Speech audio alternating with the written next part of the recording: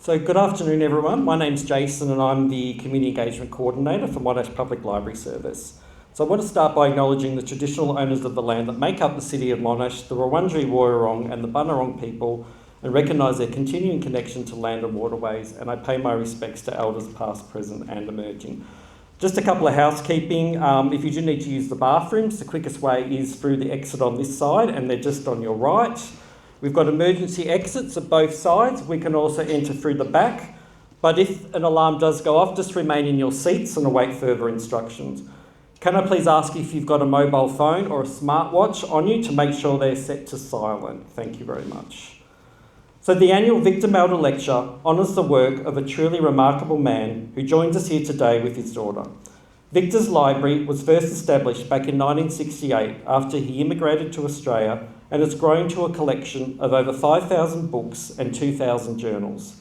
His library has been used by students, academics, writers and authors, expatriates from Sri Lanka, and by anyone who needs any information on the country. Last year, Victor was awarded a Lanka Fest 2025 Luminary Award. Congratulations, Victor, on your achievement. On behalf of Councillor Angeli De Silva from Monash City Council, who is unable to be here today, it gives me great pleasure to introduce the keynote speaker for the 5th Victor Melder Lecture. Dr. Nimal Chandrasena is a weed scientist by profession and before migrating to Australia was the first Associate Professor of Botany at the University of Colombo in Sri Lanka. This was a merit professorship which he obtained in 1990. He served at Colombo University for 16 years before he left. His first book was his specialty subject titled The Virtuous Weed, which you might have obtained or obtained a copy earlier at the exhibition. He is also a self-confessed cricket tragic, and his second book, Looking for Doug, followed the career of the legendary Australian cricketer Kevin Douglas Walters of New South Wales. Many of you would recall this great Aussie cricketer. Doug Walters was Nimal's childhood idol, and the book is a tribute to Doug, and the two are good friends now. His third book, on Ceylon's cricketing journey, The Lion Roars, is due for release later this year. The subject matter of today's talk is Nimal's forthcoming book, and as most Sri Lankans are cricket mad, it should be a titillating subject for you. So let us have a listen and enjoy the ride. Please join me in welcoming Nimal to present the 2026 Victor Melder Lecture. Thank you.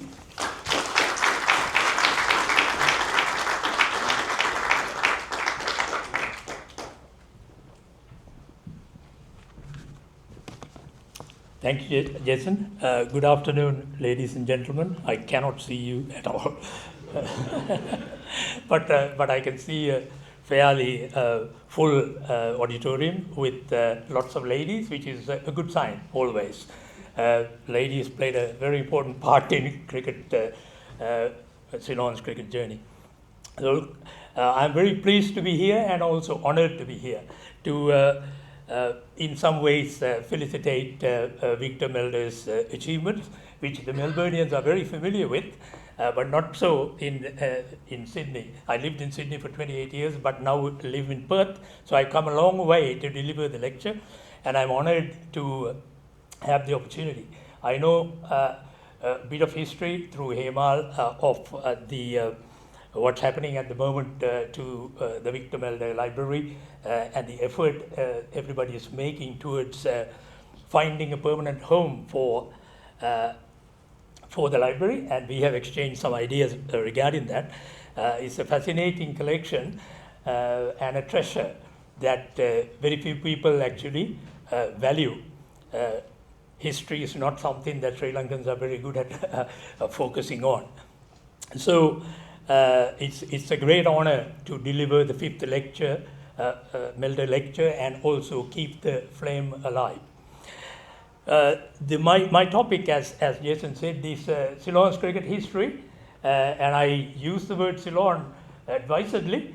I think, personal point of view, Ceylon would have been a little bit better than juggling with other words, I think. But I do recognize what led to us being called Sri Lanka. Many people have asked me, what does Sri mean? And I have explained what it means. But Ceylon is Ceylon's cricket history, at least in the first 100 years, which is 1832 to 1932, 100, is a hell of a fascinating story.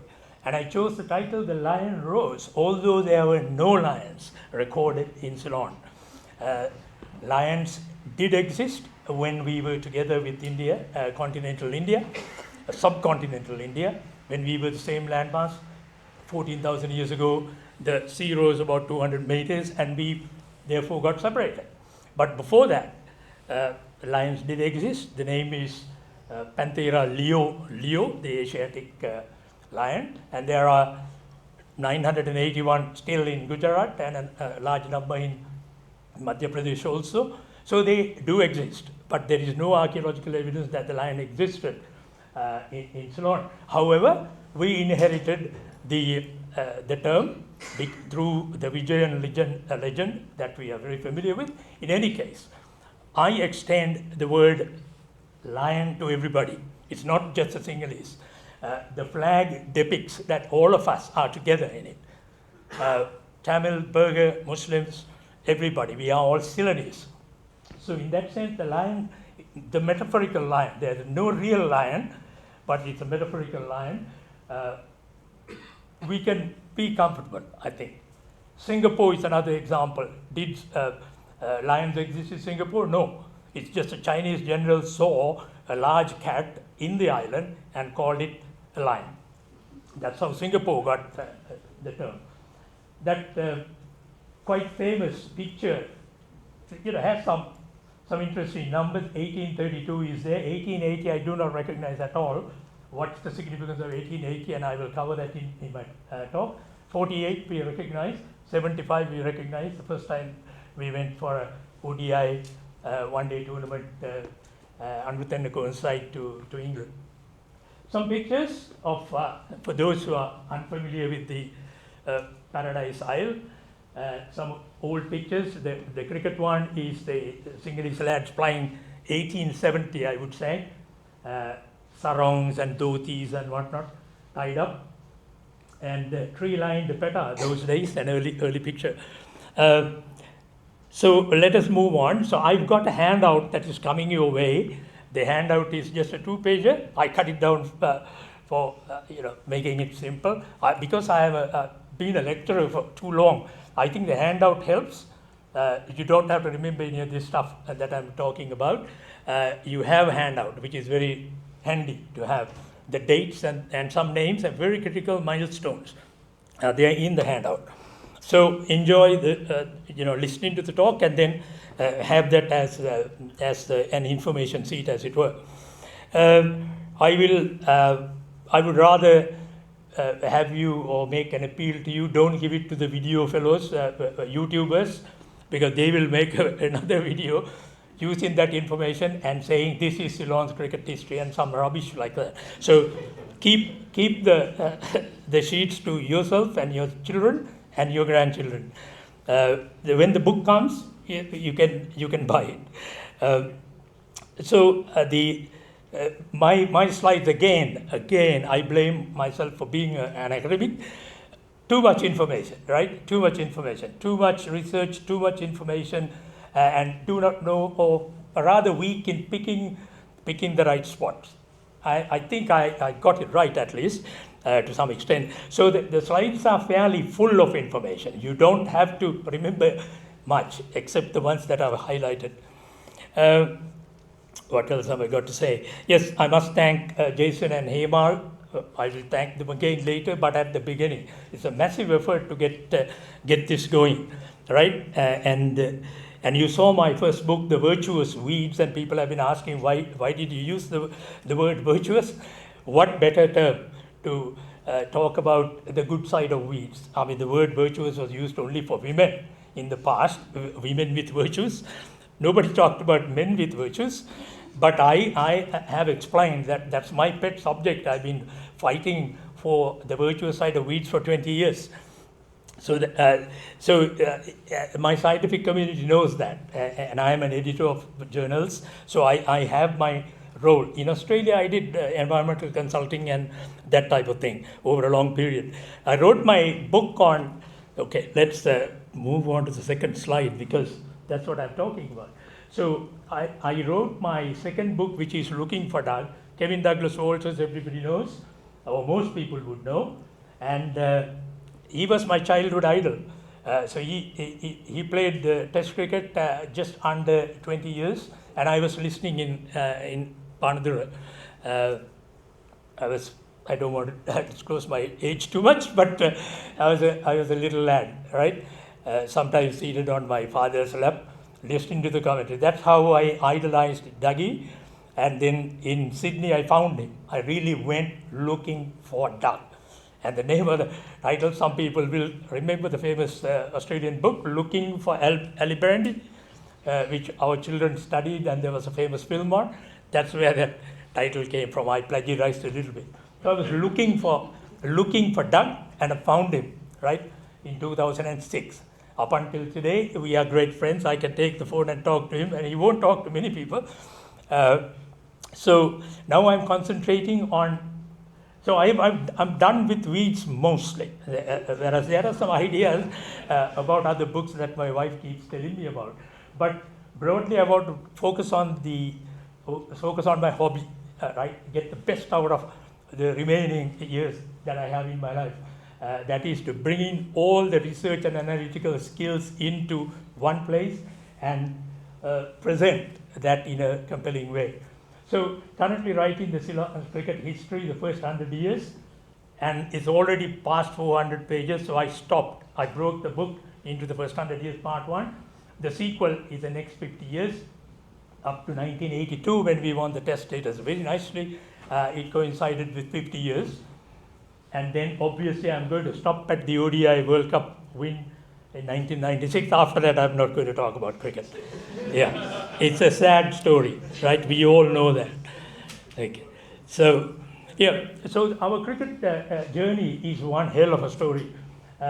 It involved the British rulers and Ceylonese natives. It's related to coffee and tea plantations, and finally rubber also. Very few people, give much thought to rubber. The rubber planters were also involved. It's a question. It's the story linked to sailing ships in the past, sailing boats, and then steamliners.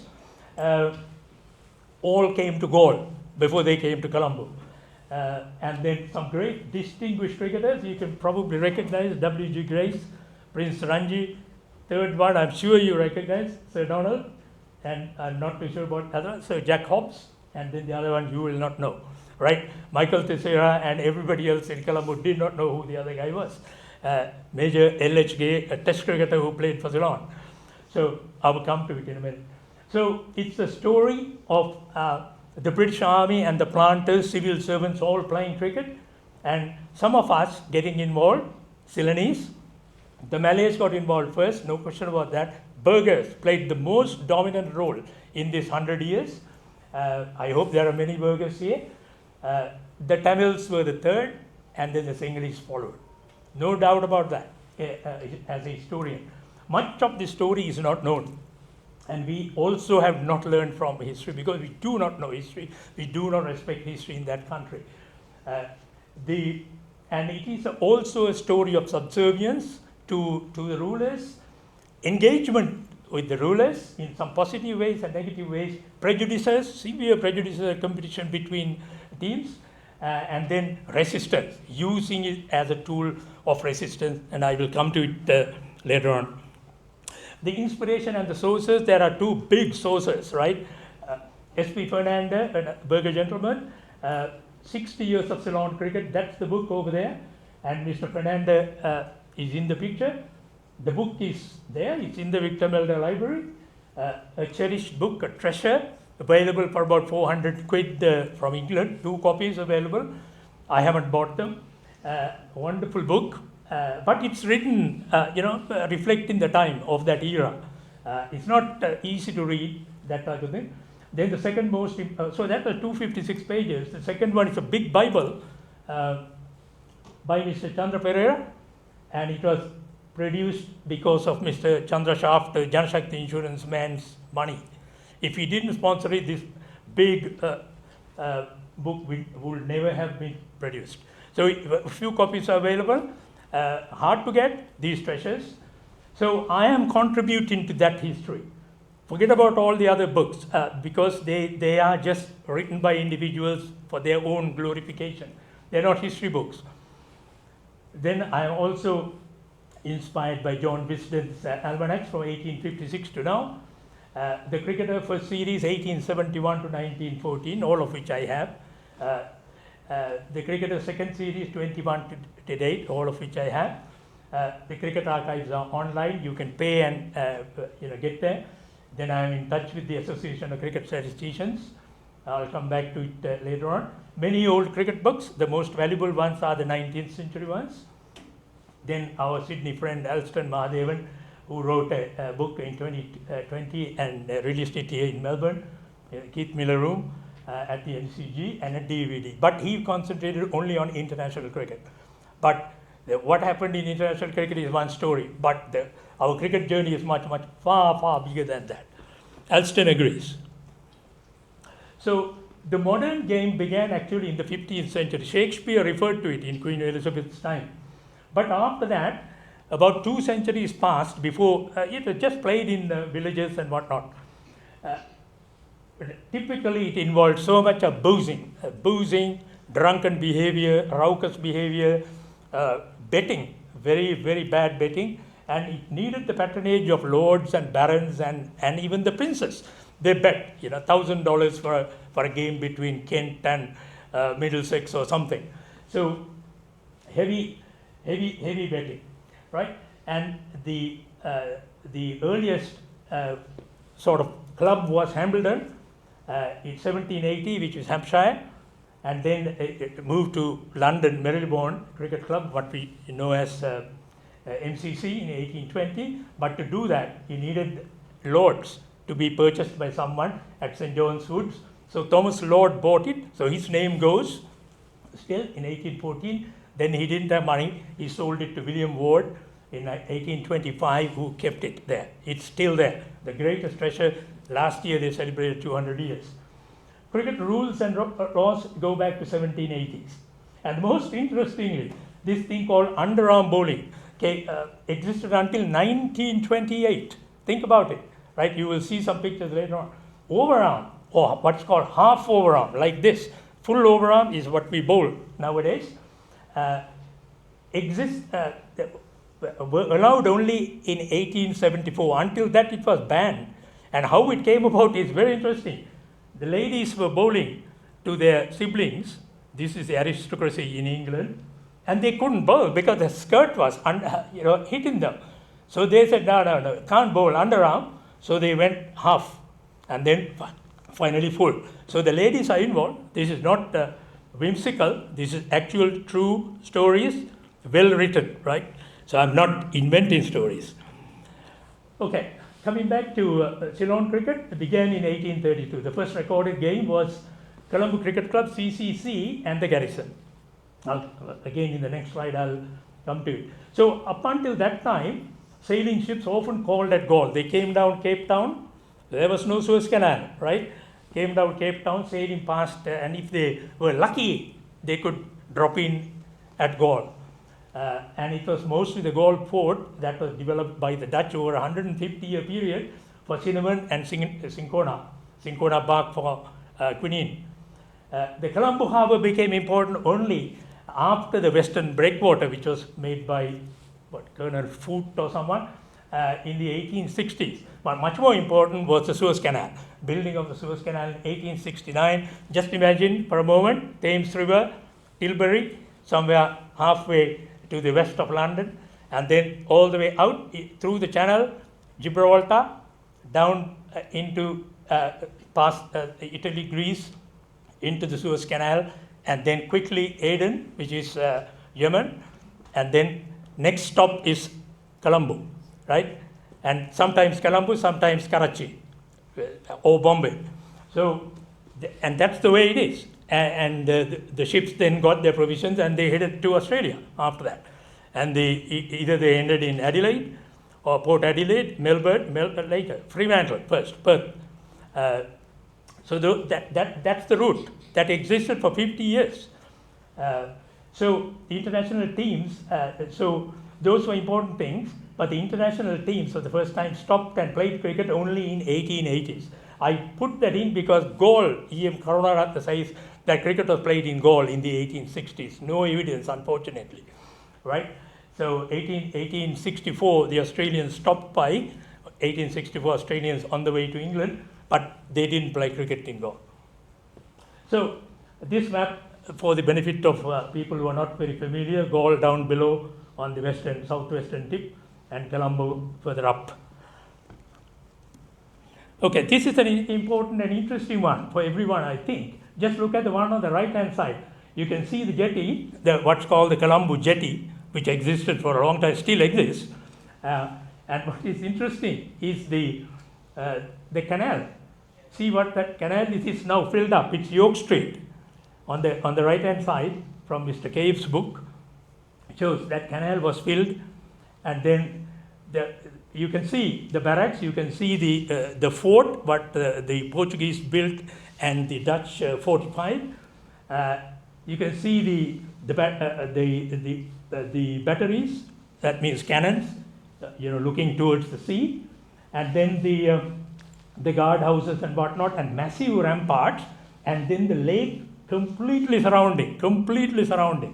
Okay, so the Peta came about after the lake was filled with those ramparts, and then the most importantly, it filled further down to Galle Face, right down to where Taj Samudra ends, the Lotus Road, that junction. The filling stopped there, right? Below that, as we all know, people who are familiar with Colombo, is Kollupitiya, right?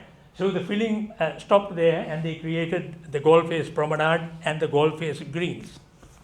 So quite interesting to think about those things. Cricket was facilitated by those things. It was the British who said, get rid of the Dutch ramparts. The earliest cricket club, as I said before, was Colombo Cricket Club, CCC, in 1832, and then it died. Nothing happened after that until 63. They played their first game with the Garrison at Rifle Green. You would know Rifle Green, some of you would. The Air Force grounds just opposite Cinnamon Lakes Hotel. And Racket Court, a ground in the middle of Peta. I will show you. It was exclusively European, no coloured natives allowed, servants were coloured, burghers were allowed later on, and this gentleman, George van der Spa, is the first name that must be remembered. In the 1870s, van der Spa, who's a Dutchman, he was born in Ceylon in 1860, and for Gaul he played when he was 16 years old, and he played until about until First World War. After that he migrated to England and died later in England. So the headquarters, the CCC headquarters was at Galle Face until about 1995. They played all sorts of sports. The first golf tournament was held there. Horse racing, it had a racing course. All of that was sold off. You know the story, who sold off and all that. Yeah. CCC sponsored many games in that period, including the whistle stops. Whistle stop means ships stop, and there's only 17, 18 hours or maximum 24 hours before the provisions go in, the food is stopped, and you got to get back in. So when the whistle stops, they got to go. There are stories about people falling off the jetty, ladies also falling off the jetty, and the people who are going there to welcome them, jumping into the water and dragging them out. So it was through that, if you remember in that previous slide, where the road was. And they also sponsored many early tours to India. That's very important in that sense. The earliest grounds and clubs, if you focus a little bit, because I'm focusing on cricket history, right? The Racket Court is where they played some cricket in 1832, and then after 30 years, 1860s, it's the Chalmers Granary, which some of the seniors would remember, in 1915. 1905 to 1915, a granary was made because of a rat epidemic in the middle of Peta, and now it's a car park until somebody grabs it again. It's still vacant. Galle Face Green, existed until the 1860s to 1870s, Hotel Taj Samudra today. Rifle Green, as I said before, Air Force grounds, since the 1860s. And it's the Malays who played there. If you go there now, you can see the Malay quarters. Police quarters and all those things. Buildings are still there. Barrack Square, and it is Hugh Karunanayake who clarified this. Barrack Square is where the World Trade Center is at the moment, what most of you would know as a Selinco site. Only a few matches are played there, 7, 8, 9, that's all. But all the other grounds played 50 to 100 games. Victoria Park is extremely important, Vihara Park, but the area where the ground was, the NCC, later on when I was looking at things, it's the SSC grounds when we were at the university. It's the one opposite St. Bridget's, and it's the one someone grabbed and built a Nelumpokura on. Okay? Nelumpokura site. The ground doesn't exist now, as you know, but it is historically such an important place. Many matches are played there. So just looking at that, the one on the left, you will see a racket court in Petta, which is Chalmers Granary, a vacant car park block. Many people now, developers fighting for it. It's just north of the railway station. And then down below Barrack Square, the World Trade Center site, which is, I remember very well, is now with big towers, but it's where Selinco was, Lalitko Talawala's Selinco. The other picture shows the Rifle Green opposite the Cinnamon Lakes Hotel. And you can cross the Bay. The bridges are still there. They crossed and played on the other side. The garrison is on the left-hand side. The Malay quarters were on that side. Then down below, Taj Samudra site, which is Gold Face. The Malays, in the 19th century, moved to this place. Malay CC still has a ground. I haven't been there, but I know it exists. Earliest public schools are also important in this history, right? I'm sure there are Thomians and Royalists here. The Academy, 1836, what became Royal College in 1851. St. Thomas's, established in Mutwal in 1851, then moved to St. Sebastian Hill, closer to the Colombo railway station. And Mount Lavinia, only in 1890s. And the Battle of the Blues goes back to 1879, and then 1880, 1879 match. Ashley Walker was the one who taught cricket, a Cambridge mathematics teacher. The first match is not counted as a Battle of Blues because the teachers played. Ashley Walker and F. Stevens played on one side, the Reverend played on the other side. Therefore, the schoolboys played only in the 1880s, so the Battle of the Blues. How did the word Battle of the Blues come about? Cambridge, Oxford. So the Uxbridge tradition was carried, not just the names, all the colors were used. The same, Battle of the Blues. Wesley, 1874, earlier Dam Street, Petta, then moved to Campbell Park in 1904. What became Trinity College? There must be Trinitians here as well. A very famous, very proud cricketing schools these are. Candy Collegiate School, 1857, became that. Then in Gaul, inside the fort, All Saints, outside the fort, Richmond. I know there are some Richmond people here. 1876. Prince of Wales, Moratuwa, played a lot of cricket. And St. John's, Panadura, where I come from, all in 1876. And what Colonel Henry Steele Olcott established a Buddhist English High School, 54 Melbourne Street, Petta, in 1886 is what became Ananda College in 1895. And I was educated there too. Cricket team was formed in 1911. The first Battle of the Maroons took place in 1924. So, important dates.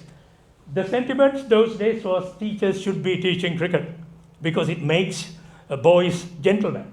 As Lord Harris said, great man, MCC president for a long time and a lover of the Dominion states and the colonial empire, born in Trinidad. That's why he is very much a lover of the colonies. He was governor of Bombay for a long time, Lord Harris. So it builds character, and cricket also brings people together, those are the sentiments.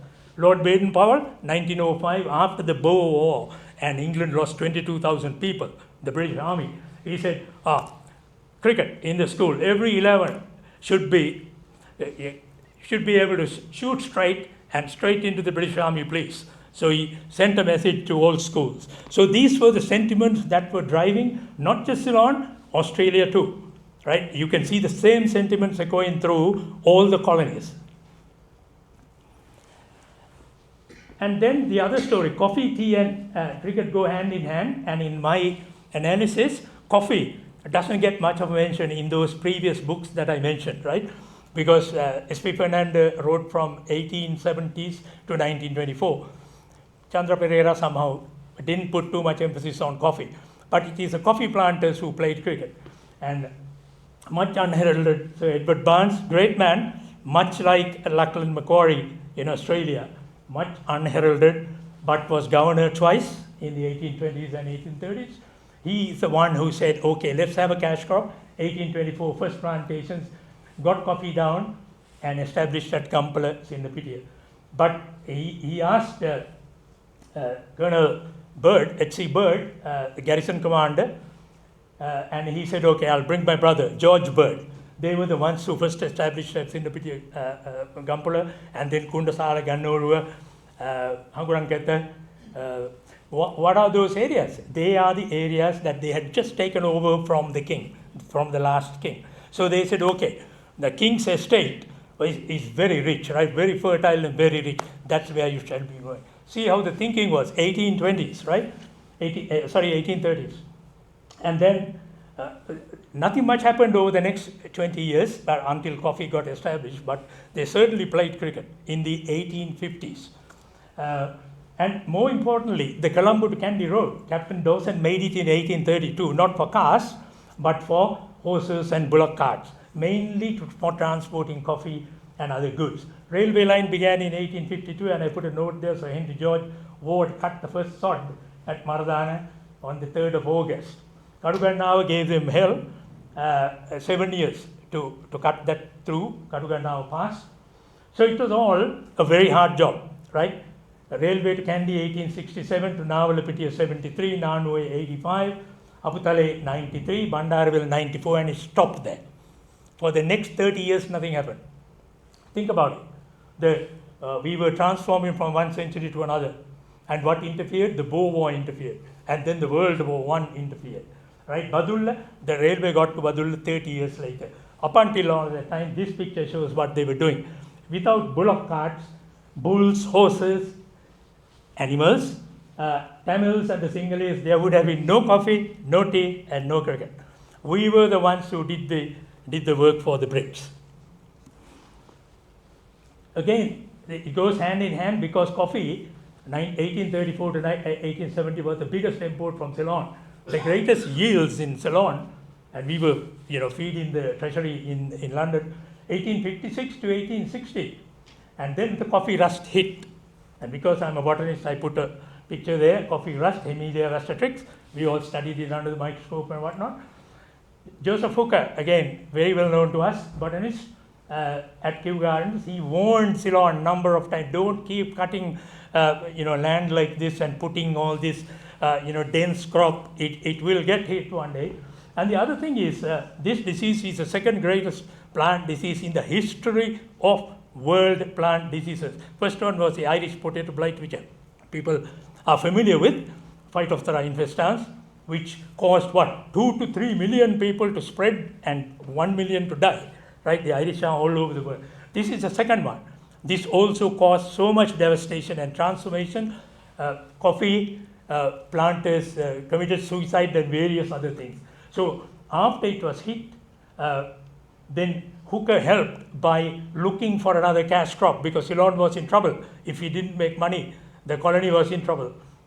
So he found the Assam tea, Assam Jat, he called it, and he got a friend to bring it to the Peradini Gardens, was when Tryman, Henry Tryman, and he told Tryman, grow it in a little nursery and be ready. And then he gave it to someone, and I'll come there in a minute. it was a small population. Remember, I plotted this. These are my numbers. 1871 was the first census, only 2 million people, right? So in the period that our cricket started, there's only 1.5 million people in Ceylon, right? And then now it is 23.2 million. I stopped doing the exponential equation and all that because that's too much information. Okay, so he gave, so Henry Tryman gave the tea, juvenile tea, to James Taylor, who grew it in Lulkandra estate, which is just somewhere around Gampala. I haven't been there yet. So he's the father of, so for 63 to 67, he tested it, he rolled it, he fermented it and made what black tea is today. And then the second most important man is this one, Thomas Lipton, tea pioneer, 1890s, both were Scots. This is a grocery millionaire, and he stealthily got off a ship in 1890. He told everybody that I'm going to Australia, but he got off in Colombo. He already had an agent buying coffee plantations for dirt cheap. So he bought many. I'm sure some of you have been there. Haputale, Hatton, Muskelly, everything was Lipton's empire. Many people may have gone to Dambatane, Haputale, and the Lipton seat. I was there last year. So these Scotsmen brought the vistas of the Scottish Highlands into Ceylon. That's why the bungalows were picked in the most picturesque places. Lots of horses were needed, and the horses came from Arabia, which is Britain. Again, lots of feedstock imported, and the feedstock came from West Africa. Ghana was a colony, Sierra Leone was a colony, New Guinea was a colony. So the weeds that I deal with and help Ceylon with mostly came from that part of the world, including the large guinea grass, without which all our elephants will be dead. So these things are related to our history, and an understanding is worthwhile, I think. So they built all these wonderful places, emulating the Scottish Highlands. Again, those numbers are in the handout, so don't worry too much. The planters' clubs were where much of the cricket was played. They didn't have time to go here and there or come down to Colombo. 1856 is Radella, DACC, 1866, DMCC, Dikkoe Muskelia at Daravella. Then Kandy ABCD, which is a Kandy club even today, at Bogambara. The garrison was at Bogambara. All were European, no natives allowed, but then I found J.S. Desirum, a burger, played for one match in Kandapula, maybe more than one match, Kandapula. And I'll come to Kandapula in a minute. That's the first burger that, as far as I can see, probably very fair-skinned, and that's why he was brought in as a reserve and did play. Gaul Cricket Club, earliest, 1860s, as Mr. Karunaratne, E.M. Karunaratne claims. Maybe, not a lot. Matale Gampole, 1873 cricket clubs. Kalani Valley Sports Club, 1884. Talduwa is still there. The old buildings are there on the banks of the Kalani River, Avisavela. Badulla clubs, now they would have been very, very difficult because they had to get there on bullock carts and horses. Kalutra Cricket Club, very, very important because that coincided with rubber plantation. It's still there. Tebuada cricket ground is still there. The important matches, again, 1867. If I am to pick a date, and as I said before, down below here, scorecards and records are not available. They are just references to these matches in newspapers, that's all. And references to this in W.G. Grace's book or Fernandez's book, and that's it. No scorecards, but it looks like the first big match between what's called Central Province, that's Highlands, and a team from Colombo at Bogambara. So they went all the way from Colombo to Kandy to play. That would have been the railway. Might have been the first railway journey. 1872, Colombo townsmen met the planters. Where? We do not know. 72, 73, Dimbula and Dikkoe, close to each other, not that close. It still takes 1 day to travel those ways from Dimbula to Dikkoe. That's called the up-country derby. And then what's called the Colombo big match is between the Colombo 11 and an up-country 11, came around in 1875 and continued for about 50 years with only the World War interfering in the middle. So there are various kinds of games, right? I've referred to it. Eva had to play Putsal like that, close to each other. Pusalav and Heva, not that far away from each other.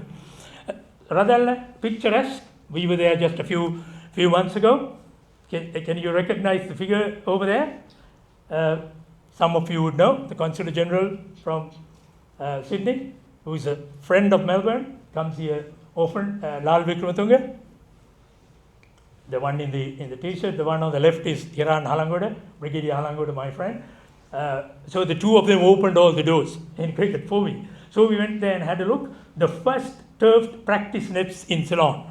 And Brigadier Halangoda's brother Mahinda, who's in charge of the cricket team now, he said that he spent millions trying to keep... there's only 2 people looking after the grounds. How can it be improved? Ideal for cricket tourism. But the man we must honour is W.P. Alili, who was also born in Muskelia, in Ceylon. He was a young man when he moved to Nanuwe. He built the grounds over 10 years. And I'm sure some of you coming past Talavakale, just make a detour over 10 minutes and go and have a look at Rodalla. Brilliant ground.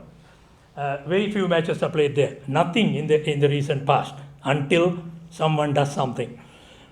Okay, Daravela, Dikkoy Hatton. Beautiful grounds, right? Again, we went there and had a look. Old pictures, old furniture, absolutely brilliant old stuff from the previous century. And there is a scorecard record book, which is a treasure. Do not tell anyone. 1872 to 1923. Mr. Gunawardena, who's resident manager for 30 years, is looking after it. I nearly said the MP sent me a photo of that because I didn't take a photo. Pictures of Sir Jack Hobbs, who played there last. Not a single one spoke Sinhalese when we went. These are all Tamil boys just playing cricket. They were very good at what they were doing. Absolutely brilliant place, and again place for cricket tourism.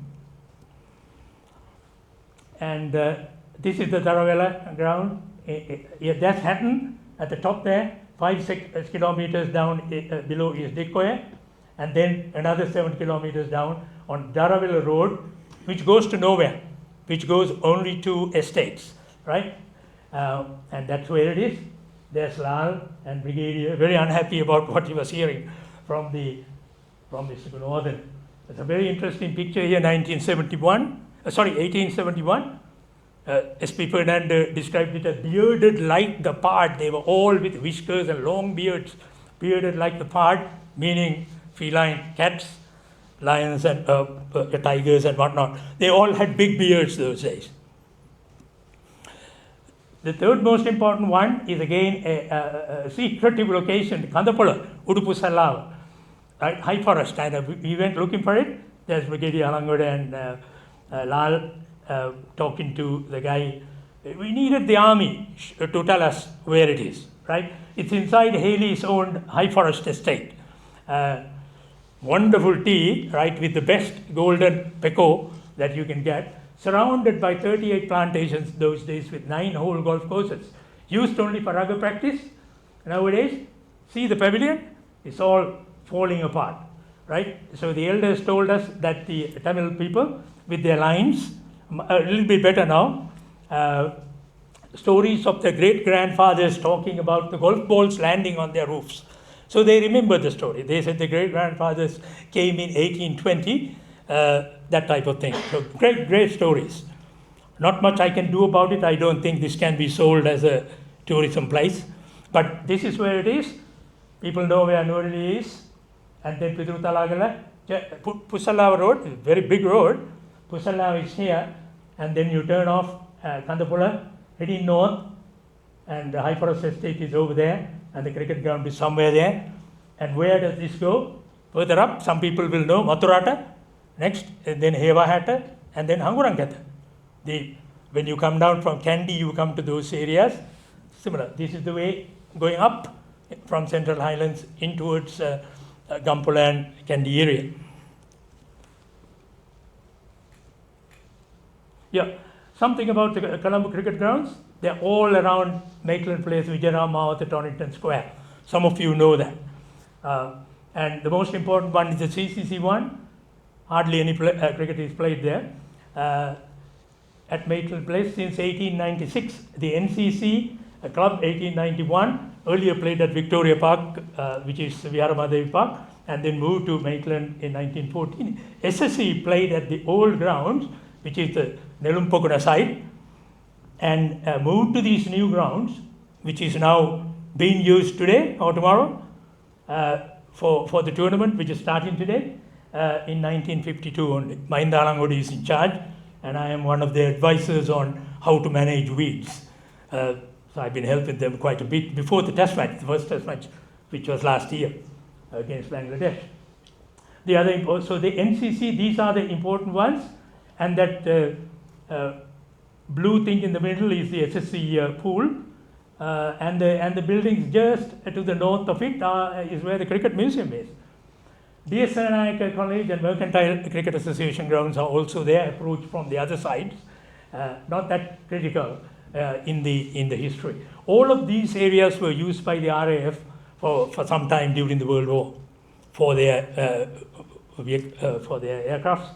Among the greatest of the Ceylon cricketer pioneers are the Burgers, without any doubt.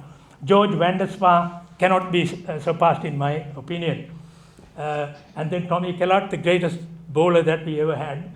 And then Douglas Deserum, our first important captain, and Dr. Ruffle, Colvin Kellart, then E.H. Joseph, Colonel Joseph, Cecil Horan, S.P. Joseph, A.T. Pollocks, and there's one singlist that I put in there in the 1910 period, 1910, 20, and 30. The singlist emerges as a great name, as an organizer, as an administrator, and initiator of cricket things.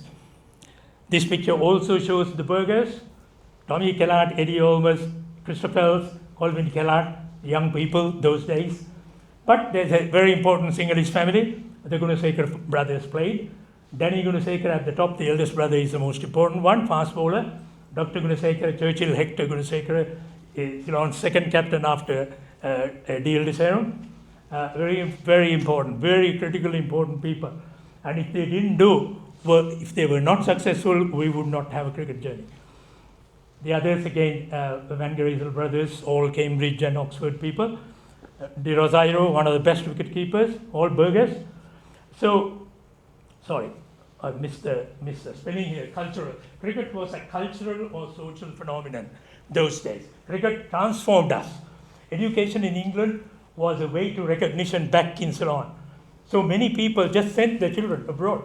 Lawyers and doctors, they all became lawyers and doctors, hugely recognized by the British rulers. Fluency in English was a critical thing. That's where the Burgers had the more advantage over the Sinhalese and Tamils. Joining the army was the easiest way to get recognition. And many people did that. Many people, right, in the cricket history.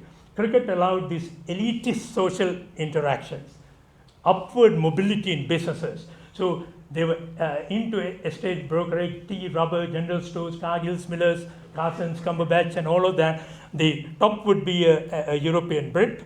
Second one would be a Burger, right? So it was upward mobility which was facilitated by Burgers, not Tamils, not Sinhalese. The greatest European pioneering cricketers in Ceylon, I had a look at it. 19th century would be the first top three. Frank Haddo from Kandapula. The greatest thing is he was the second Wimbledon 1878 winner. He went all the way to London to play in it and won. Kandapula cricketer, right? He was already running the plantation in Kandapula, High Forest Estate, I would say. 6 years later, he went to England to take part, and he's the one who introduced the lob. All of us know what the lob is, where you hit the ball, right over the opponent to the back end. There it is on the Wimbledon honor list. Mr. Halili, we've already talked about. Percy May, very important in Kaluthara Thibuana rubber plantations. Did so much in Kaluthara and Panadura, and many Sinhalese cricketers came from that area in that period because of Mr. May. I think Chandra Pereira's apprenticeship was with Mr. May in 1943 in Kaluthara, one of the rubber plantations. These guys are in the 20th century, the first 2 decades, absolutely brilliant first-class cricketers from England. Bill Russell, one of the greatest bowlers. Vivian Crawford showed what batting was like. Lots and lots of runs. Seidel, some of them actually died. Seidel died way younger, 1940s. Spent the entire life after coming. They came in around 1908, 9, 10, 11, 12, World War, but they still played a lot of cricket. Colonel Wright, turn of the century. Candy, bit of a playboy, women's man. But he did something wonderful. There is a Galbangalow in Peradeniya, now handed over to the university. His bungalow, you can Google and find it. But the good thing that he did was he was at Peradeniya. He said to the singers, come on, there's a party at this thing. They said, oh no sir, we can't come. No, come with me. Kind of thing. There are plenty of records of Colonel Wright trying to bring the Sinhalese forward. Get over your shyness, come and meet our people, kind of thing. Colonel Thomas Yates, Wright, he wrote a book in 1951, a very important book, which I haven't got, but I will go to the library and read it. This is another thing unrecorded in our history. 3 English test players played in Ceylon. Not necessarily for Ceylon, but in Ceylon. The most important one is G.F. Vernon, right, in English. And these two, Major Leslie Hewitt Gay and him, they are dual internationals, cricket and soccer for L.H. Gay. Vernon was an English rugby player. So they were dual. They were real athletes, right? Vernon played a lot of cricket, but played for CCC, spent some time in Colombo. How many months? We do not know. 1 test for England. L.H. Gay also 1 test for England. Stayed on the way back while the rest of the team went. He stayed because his brother was a planter. Played for DMCC, Planters Club, Colombo Sports Club, Van der Spas, and Ceylon Europeans in those years. Third one is very interesting. Dr. Patrick George Thornton. He didn't go to Cambridge or Oxford. He went to Edinburgh for medicine. Became a doctor and straight into the British Medical Corps. Went to South Africa as a medical doctor. Spent some time there on military service, 9 years, and played in the first ever test match South Africa played against the Australians in 1902. He was number 10 or something, just made 2 runs and took 1 wicket.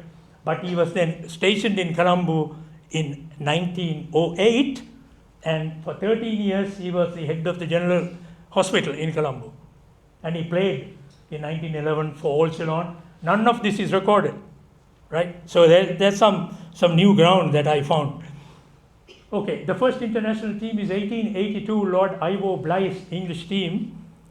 I'll take another 10 minutes to finish, 10 or 15. That's the first most important thing. In 1882, right? They played 1 game, first international in Ceylon. They were on board a luxury ship, Peshawar, and Ceylon lost the game, lost on first inning. The Ceylon team was captained by G.J. Jameson, a rookie who had just come for the plantation estate broker job. Captain, and he was captain. Ashley Walker's from St. Thomas's didn't want to captain. H.C.P. Bell, the famous archaeology commissioner, played there. He was a young man then.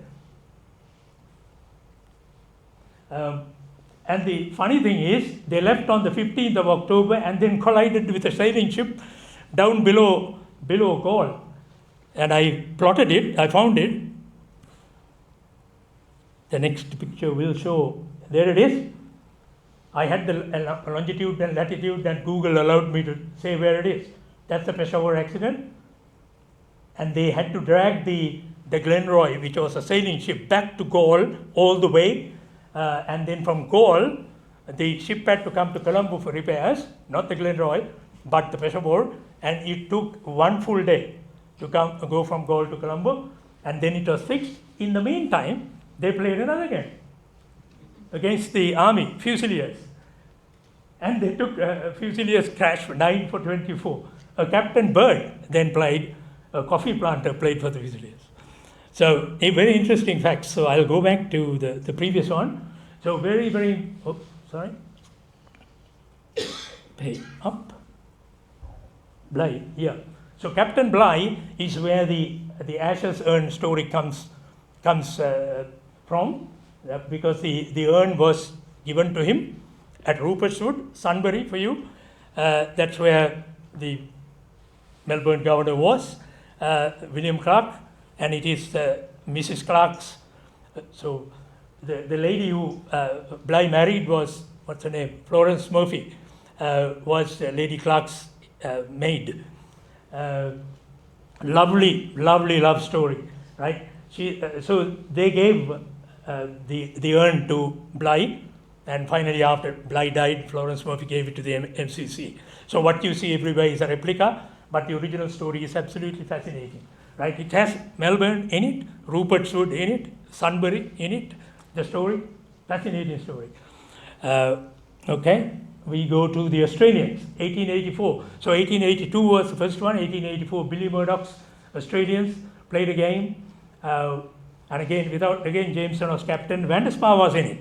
In the previous match, there were only Europeans, no Burghers. But this time, one Burgher, right? A mix of Europeans and one Burgher, I'm thinking. Okay, and the interesting thing is the Australians were paying so much tribute to our hotels. Mount Lavinia Hotel, the Grand Hotel, which is Bristol Hotel, much more impressive, they said, than Australia. Because Australian cities, these were developing almost at the same time. And then they stopped 6 months later. On the way back, they played another game. And in that game, Ashley Walker captained and the Van der Spa brothers played, plus the Europeans. Yeah, that one we saw. And then Billy Murdoch again came, fourth visit, or third visit or whatever. That's the man in the middle. And the important thing is Australian cricket was absolutely blooming and blossoming at this stage. Great cricketers. Don't worry about the names. I know the names very well. Cricket freaks. You have to be a cricket freak to know the names. Fast bowlers and whatnot. Spinners, Hugh Trumbull over there. Jack Blackham, second one at the top, who became the captain later. And all of these fellows, right? Very, very important people for Ceylon. We would never be in this position if not for these people frequently coming our way. Ceylon team was dominated still by the Burghers, right? Almost all of those names are Burghers, except Stevens, I think, Royal College Master, who was a Brit. Then 1891 came the great man, W.G. himself, with Lord Sheffield. Now, Lord Sheffield is well known. The Sheffield Shield in Australia, we're just about to play the finals very soon. Lord Sheffield had to appease the Australians who were whinging away, and he gave 150 quid. Then they said, okay, we'll make this Sheffield Shield in your honour, right? So Grace played, and he insisted that Grace should captain, otherwise he won't fund it. Great man. His properties are still there, Sussex, Hove, in Sussex in England. All the estates are cricket grounds and whatnot. So Grace is the father of cricket as far as I know. I'm a great admirer. He's the one who taught us the scientific method. Now you can hook and pull and do whatever, and you place the fielders right there. The scientific method. There are certain things that you cannot do. You can't do certain things only a Brian Lara might do, right? A complete swivel of your body, which many people can't do. So you can place a fielder and get them. That scientific approach, which is actually written by someone else, the scientific method of playing cricket, W.G. Grace behind it. And in that particular match, Tommy Kellott was just 20 years old, bowled Grace, hit wicket, and he walked. He's not known to be a walking man. Often he would stop the match and say to the umpire, why have you given me out? The 6,000 people are watching. They're not here to see you umpiring. They're here to see me bat. So he is not known for walking, right? But on this occasion, he walked because he was huffing and puffing and sweating, sweltering heat on that day. And he said, no, I better go and watch the match from the pavilion. Then his opening partner, Andrew Stoddard, hit 50 with 5 sixers, 2 of them in the pavilion with the governor in the pavilion that was there, golf face. And another thing that really irritated him was on board was a great well-known passenger, Henry Morton Stanley of the David Livingstone fame, right? The guy who went up to Dr. Livingstone in Tanganyika and said, Dr. Livingstone, I presume? You know the story, right? So when Stanley was around, the governor was shaking his hand and people were crowding into the pavilion to look at him, and that Grace went further and further into the pavilion. The story is, he was so grumpy, right? The people were taking not much notice of him. I put this because I am a caricature. artist, and there are others also who draw these things. Great English captains. That's a lovely picture of them. And names are not that important. What is important is that list, which is in my handout. England came 12 times in 100 years, in the first 100 years.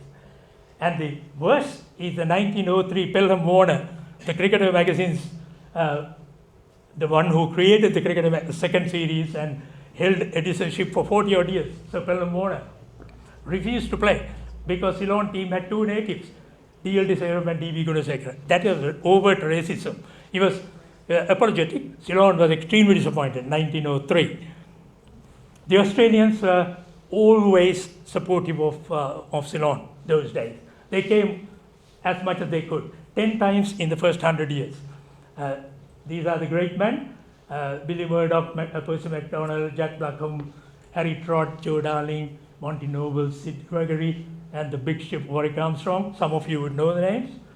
And the interesting thing is, in 1930, last one, Bill Woodfull's team, Don Bradman, due to the depression in Australia in 1920, Bradman himself had lost a stone before he joined the tour. Many people joined the tour because in the luxury ship, they gained weight. So by the time they came to Colombo, they had already gained physical strength. That's how bad things were in Australia.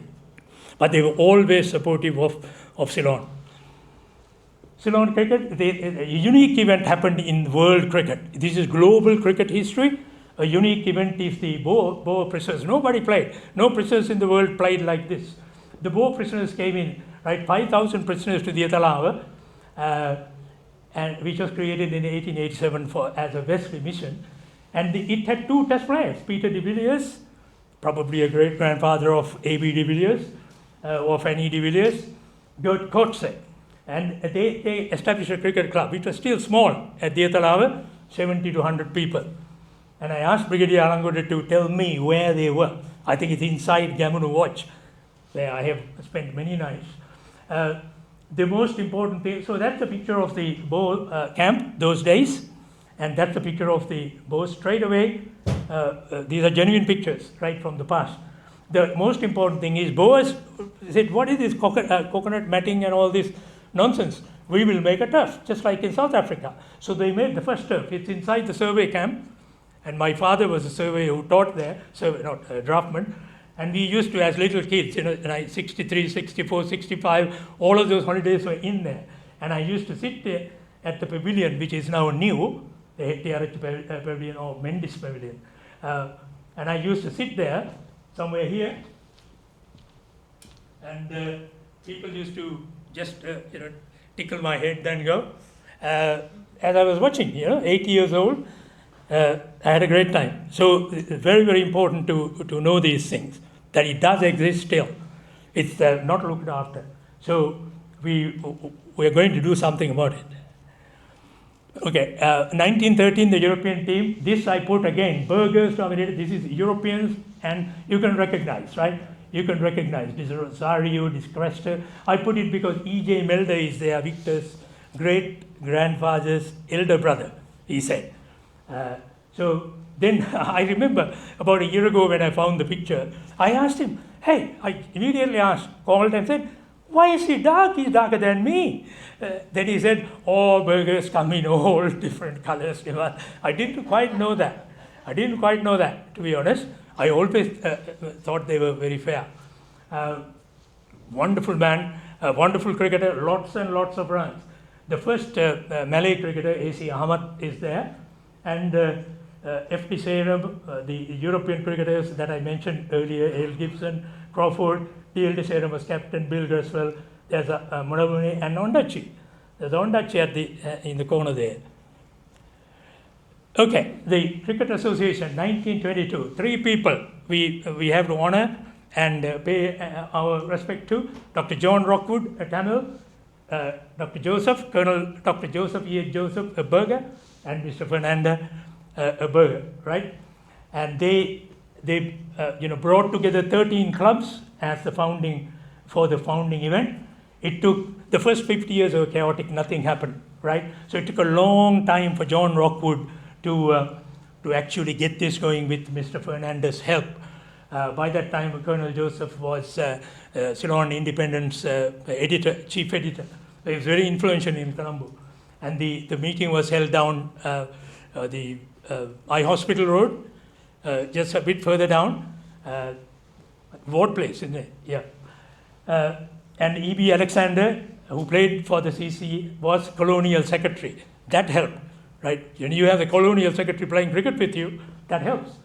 The two most important Ceylonese were D.L. Berger and Dr. Gunasekara. Frank Gunawardena gets another mention here because he organized it all in Kandy.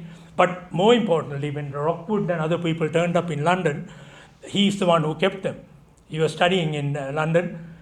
He's the one who kept these people in London, took them to Lord's to meet the MCC and whatnot. Very important. And among the greatest who visited the country, again, I can't forget these people. Grace, Lord Harris, came, Lord Bligh, Ivor Bligh, Lord Harris several times, 3-4 times, and a very important man, Sir Francis Lacey. And again, Mr. Fernand did not quite explain who it was. I found it, who it was, MCC secretary. He said, "Hey, Mr. Lacey." Someone went to meet a Mr. Lacey. That's all in S.P. Fernandez, that treasured book. It's Sir Francis Lacey, MCC secretary for 15 years. Lord Harris was MCC president for 20 years. They were the critical people in 1922, 23, 24, 25, 26, right? When India was just given the positive signals, we didn't get it. Prince Ranjit, real royalty, came to Ceylon, played many times, right? Kumar, the man called Ranjit, visited Ceylon several times. So Jack Pobbs and Herbert Sutcliffe, no one can surpass these greatest opening pair in the world. And Lord Hawke, the important thing is they always spoke in favor of giving Ceylon an exalted status in cricket. But it did not happen because we didn't have enough influence, we didn't have enough money, as India did. India got it in 1933. Then one of the greatest who visited us, Sir Donald Bradman, came 4 times. There's Bradman, his son. And more importantly, William Borden Woodfull, a Melbourneian in the middle, the captain. The one who was felled by the Harold Allowed bouncer bodyline bowling. The one next to him is even more important. Oh, interesting to know, Victor Richardson, the third from left, seated, is the is the grandfather of Ian and Greg Chappell, the Chappell brothers. Victor Richardson, look at the face, looks very much like Ian Chappell's face. So these are great men, but none greater than Bradman. Bradman came 4 times, but did not play in 1934 or 38. He was sick. But he played in 1930, made only 40, and dismissed, hit wicket by N.S. Joseph, I think either a Tamil or Berger.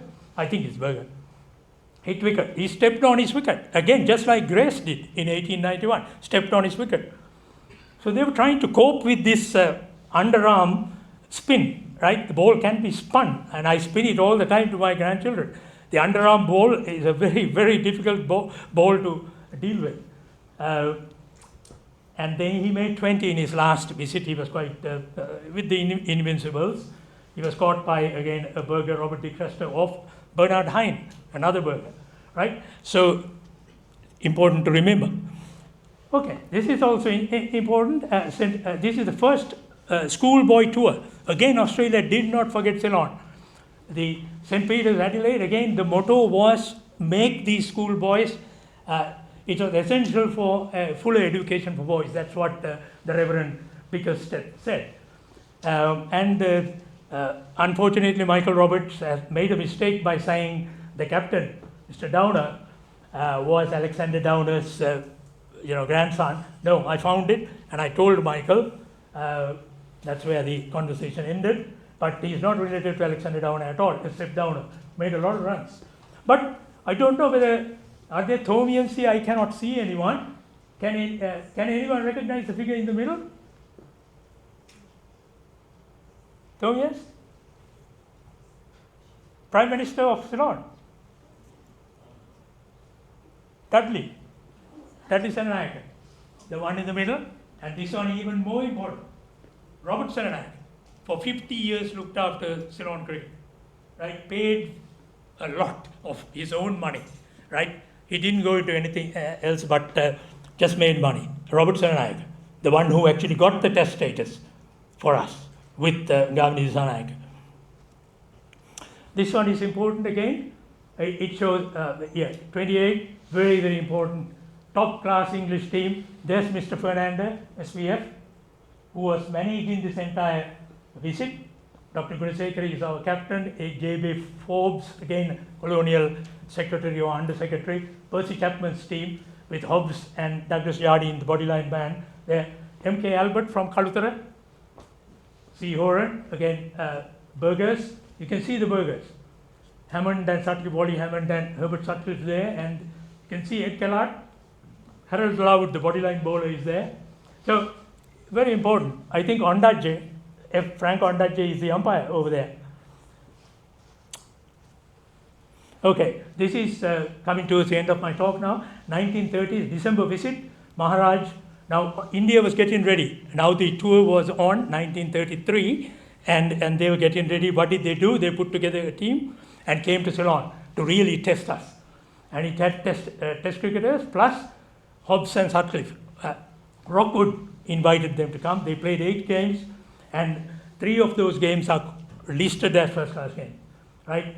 And the Maharaj captained the first team to India. Very quickly, Naidu took over the captaincy because he was no good. Maharaj couldn't play cricket. But he was the first man who did match fixing. That's another long story. He gave Rolex watches to people who said, no, bowl me some crap, and I'll make some runs and I'll give you Rolex watches. Come to the pavilion. Because Ian Botham did the same, right, in Somerset. He gave watches to people. Okay. So Ceylon visit to India in 1932, the last tour in the first 100 years. We visited them in December. This is the holiday season, and the Ceylon team was led by Dr. Gunasekara, who had to come back to Colombo because he was the head of Colombo Hospital. And then Ed Kellard took over, made all the runs. There were 2 centuries. Mervyn Kellard made 1. And then, more importantly, Sago Jayavikrama, the Sinhalese, made a century, and that was in a 3-day game. A first-class century, the first-class century for Ceylon in international cricket was made by Sago Jayavikrama, who became captain about 7 or 8 years later. So, as you can see, mostly Burgers, and Nandadev Vijayasekar is there. I'm sure you recognize, education man, who wrote books, and some Sinhalese, some Burgers, some might be potential Tamils, potential. Yeah. So what have you got here? Again, okay, the first ever cricket coach is a man called Razor Smith, was brought in 29. He was there for 3 years. Fernandez resigned from his job as CCA secretary as a result of bringing a Surrey cricketer. Jack Hobbs had recommended him, and the CCA had accepted. Why I put this was John Ashley Halangoda, the second figure from the left. I'm sure the Halangoda, Iran's brother, is there. Is Jayanta somewhere there? Yes? Yes. Yeah, okay. So the Halangoda brothers, this is their grandfather.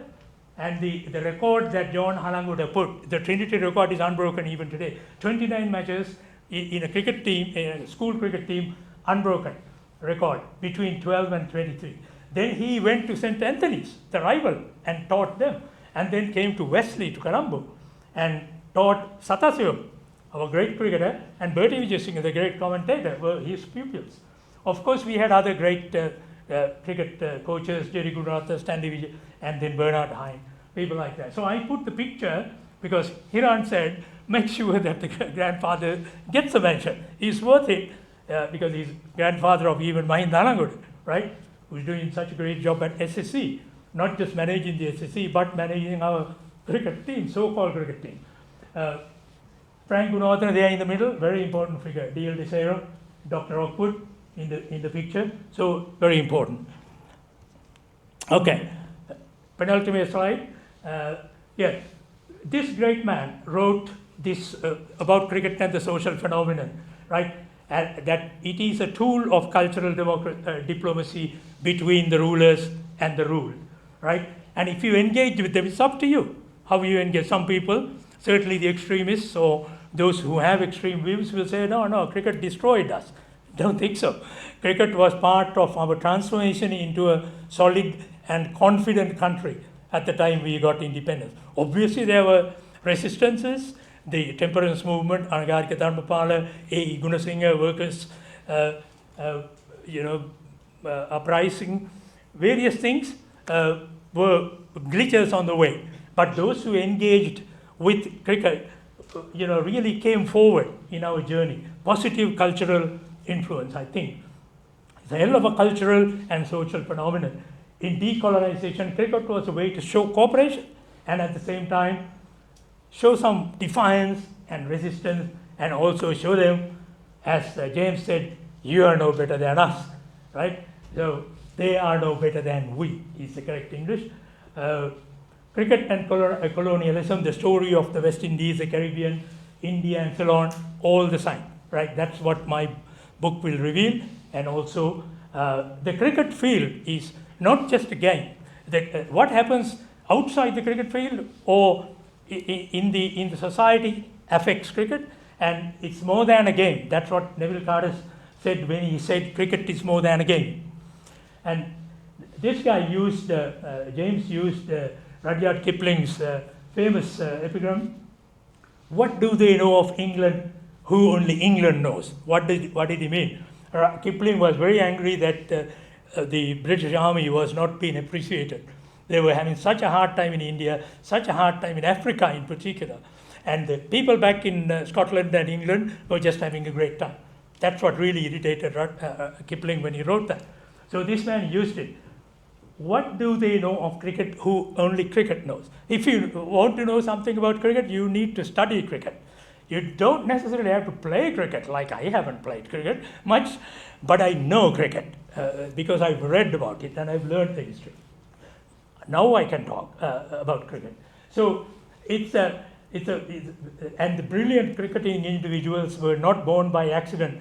They were born into a system that created it.